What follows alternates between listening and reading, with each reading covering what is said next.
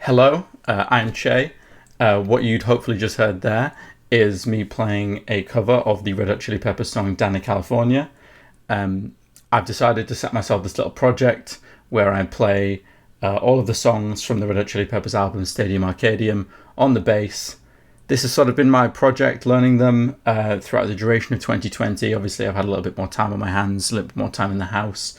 And I've decided, now that we're in the middle of yet another lockdown in the UK here in 2020, that I'm going to document the opinions that I've formed on the songs, as well as documenting my playing of the songs in the form of the covers. So obviously this is the first song, Dani, California. It's a song that's well known. Everyone knows the bass line for the most part, obviously not everyone. So I'm going to be talking a little bit about my opinions on each of the songs, particularly the bass parts, whilst I'm going to be talking about multiple aspects of the songs, not just the bass, and about the album as a whole. I will be focusing my analysis onto the bass line. I think I'll give each song a score out of 10 for how I feel about it, how I like it, as well as a difficulty rating if anyone feels like learning them themselves. Obviously, I just love quantifying things, even music, which is basically impossible to quantify, but I'm going to give it a go anyway. I'm by no means a professional musician. I have very limited experience recording music, even less experience recording my face talking about things, but I decided this would be a little bit of fun to do.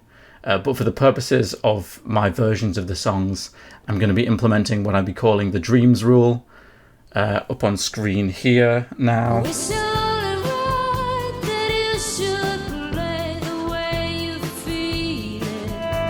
Which is that the song is only right if I play it the way that I feel it.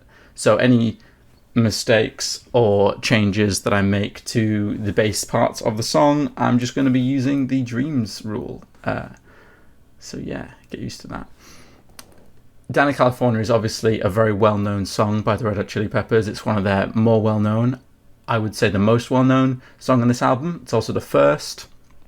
So I don't have an awful lot to say about this song's bass line, perhaps in relation to other songs. It was the lead single from the album, which is maybe a little bit surprising, given that it's 5 minutes long with nearly a 45-second guitar solo at the end. But I think what made it a single, and what makes it so well-known and distinctive, is the drum and the bass parts. That distinctive boom boom pa, ba-boom boom pa, that you'll just be tapping on every object in your house because the song's stuck in your head for 10 weeks. The bass occupies what I would say is a fairly typical role within the Red Hot Chilli Peppers discography. It's looking to build on what the drums are laying down and provide a platform along with the guitar for Anthony Kiedis to be doing his kind of rap rock singing, sort of half singing, half rapping style over the top of it. That's for the verse, that boom boom pa bit that everyone knows. The chorus is a little bit different. I think it veers more into sort of grunge influence style instrumentation, where the bass is playing root notes, but it's being a bit lazy and doing a few slides on the way up. It's sort of lagging behind on some of the changes along with the guitar. That I think gives it a very different tone to the verse, where you're being very on the beat, you're being very play here, play there, playing in line with all the snare beats. You're kind of lagging a little bit, and I like that. I think it gives it its interesting, distinctive Dani, California sound. I like to play the verse with sort of thumb slap style bass, where I'm using my thumb to slap each of the 4 strings. I know usually a conventional slap style bass would use both the first finger and the thumb to slap various strings, but I just find it intuitive. I think it gives it the energy that the song is trying to capture. The bridge is kind of the trickiest bit of the song, on the bass in particular.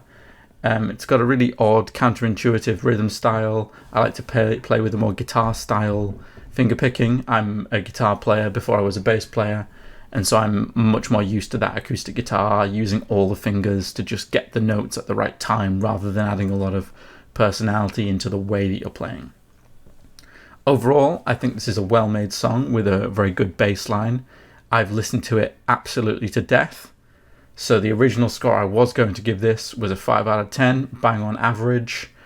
But I've decided to consciously adjust that up to a 7 out of 10 because I think I'm penalising it from the fact that I've been listening to this song for the last 8 years and I know exactly how the bass sounds, and it's going to sound a little bit boring to me after God knows how many listens. So 7 out of 10 I think is fair.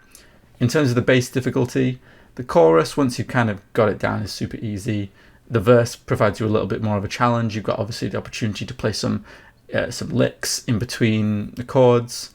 The bridge can give a little bit of difficulty, so I'm going to give it an overall 4 out of 10 difficulty. Slightly easier than average for Red Hot Chili Peppers, but by no means a walk in the park.